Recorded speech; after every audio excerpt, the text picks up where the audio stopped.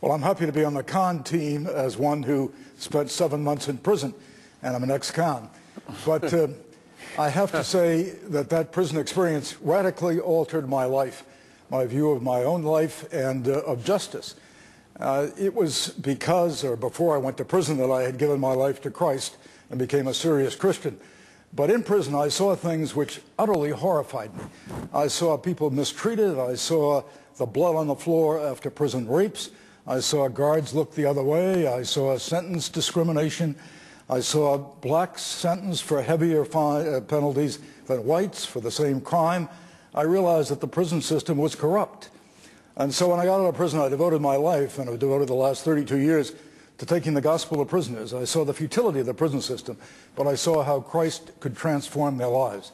I also have worked for justice. I've spoken in over half the state legislatures in America, including here in Virginia, Governor, in which I advocated restitution and alternatives to incarceration. I've worked very hard to get rid of some of the injustices in the system. There's a system in the federal government where inmates are taken from one prison to the next. They're put in a car. They drive as far as the marshal can drive them that day. They're put in a jail and locked up. They may be forgotten for 2 or 3 weeks. I saw people coming 4 months being transferred from one prison to another. Was called prisoner coordination. I had that stopped because I appealed to a Christian who was the head of the Bureau of Prisons, and he stopped that. And I think that's what people should be doing in American life today, is seeking justice.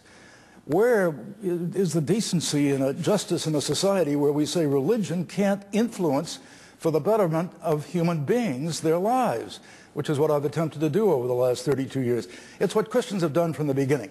The first letter ever written by a Christian bishop was in the 2nd century, written to Emperor Marcus Aurelius, in which he denounced the practice of infanticide.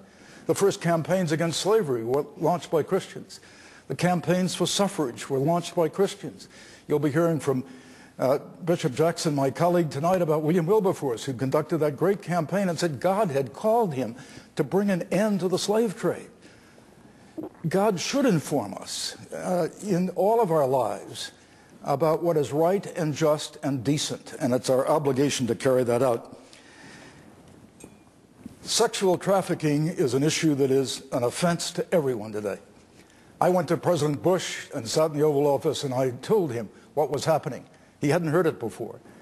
He said he would stop it. As a Christian, he felt convicted to do something. He did. He spoke before the United Nations. We got a treaty enacted, several laws passed to bring an end to sexual trafficking. It's almost self-refuting to say that religion should have nothing to do with politics or government, because human beings are irresistibly religious and have been since prehistoric times. We know that. We also know from the studies that now that there's a part of our brain that works in a certain way when we're engaged in spiritual activities. We also know from a study done at Dartmouth College that we are wired to connect. And this goes back to Aristotle, who said politics is how we order our common lives together. So all of us, by our natures, have a desire for politics and government and order. We have a desire for justice, and we have a desire to know God. So you can't compartmentalize the human being. I think Jefferson understood this best. We're in Hotel Jefferson here tonight in Richmond.